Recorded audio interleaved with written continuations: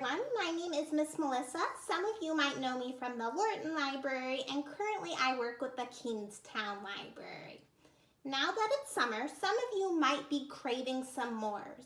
And there's a really easy way that you can make your own s'mores at home without a campfire and without making a mess in your microwave. And that's by making your very own solar oven out of some simple materials that you might already have at home. So in order to make our s'more oven, we're going to need some basic supplies, and you'll want to make sure that you have a grown-up to help you with this project.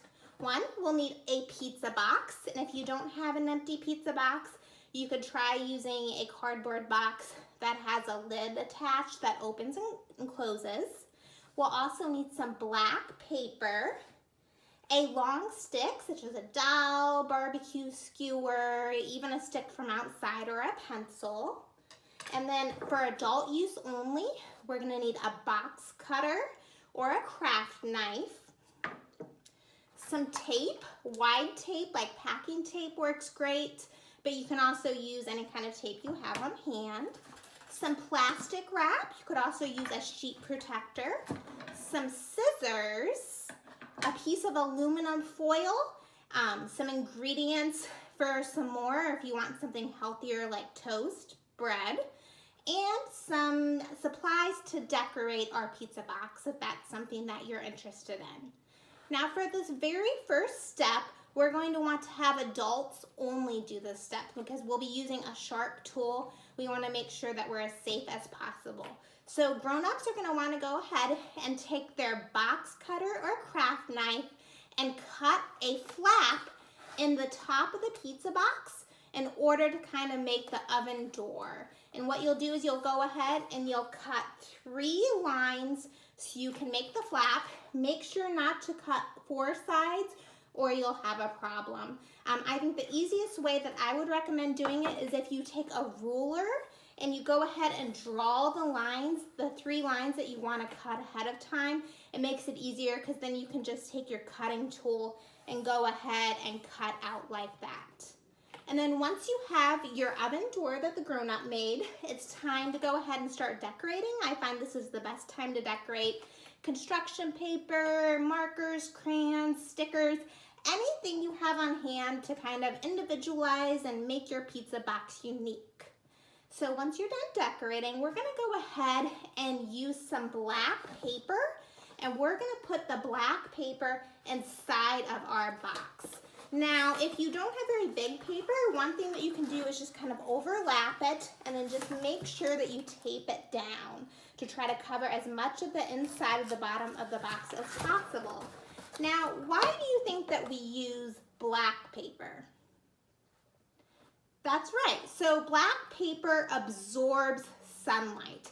That's why the road in the summertime gets so hot, is because it does such a good job of absorbing the sun. So we're gonna put that on the bottom of the box and tape it down. And then once we have the black paper in there, we can go ahead and close our box back up. And now it's time to go ahead and add some aluminum foil. So what we're gonna do is we're gonna tape some foil to the inside of this flap here. I just made a few tape loops on my piece of foil that I cut to be the size of the door. And I'm gonna go ahead, kind of press that right down on here. Try to cover as much of that as possible without getting it too wrinkled. Now, why do you think that we use foil? So the reason that we use the foil is because we want to be able to kind of have the sun reflect off of the foil and into the box so we can use the energy from the sun.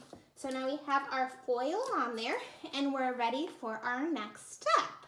So next we're gonna go ahead and take our plastic wrap. So I've got my plastic wrap right here. And this is probably one of the trickier steps because plastic wrap can be hard to deal with sometimes. We're gonna cut off a piece of plastic wrap. We're gonna open up our oven door, kind of put this plastic wrap over the opening of our box.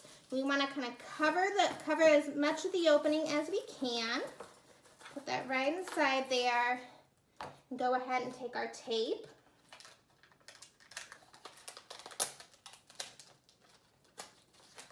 kind of tape this plastic wrap in place. There's probably a better way to tape it down. Just kind of experiment and see what works best for your family. And the reason that we are adding the plastic wrap is because it traps the heat inside, but it also allows the sun to get through in there. Kind of like in the summertime, if your car has been sitting in the sun and it gets really hot inside because the sun comes in through the windows. I will go ahead and add one more piece of tape just to make sure it's secure. All right.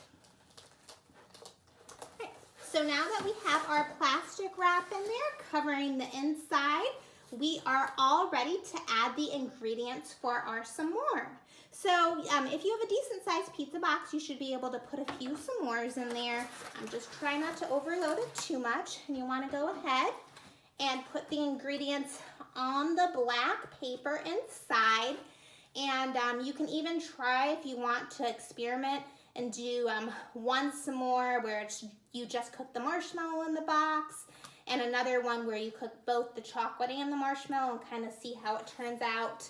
And if you want a healthier option, you can definitely experiment with other things like putting a piece of bread in there to make toast. All right, so I'm going to go ahead and close my box back up. We're going to go ahead and take our pizza box and our stick and head on outside to try to see if we can bake some s'mores. Once you're outside, use the stick to prop the oven door open and make sure that the sun is reflecting off of the foil and into the box. Ideally, this experiment works best if you do it on a hot summer day where it's at least mid-80s and the sun is high in the sky, but you can always experiment trying in different kinds of weather, like if it's cloudy or if it's not as hot. So you'll want to keep an eye on it, and then once the marshmallow gets nice and melty, you'll take your box inside and you're ready to enjoy your s'mores. Delicious. And the power of the sun can be used for a lot of other things as well, like adding solar panels to buildings to help heat them, or using solar cells to help generate electricity. Well, thank you for watching, and I hope you all sign up for our summer reading adventure online. Thank you.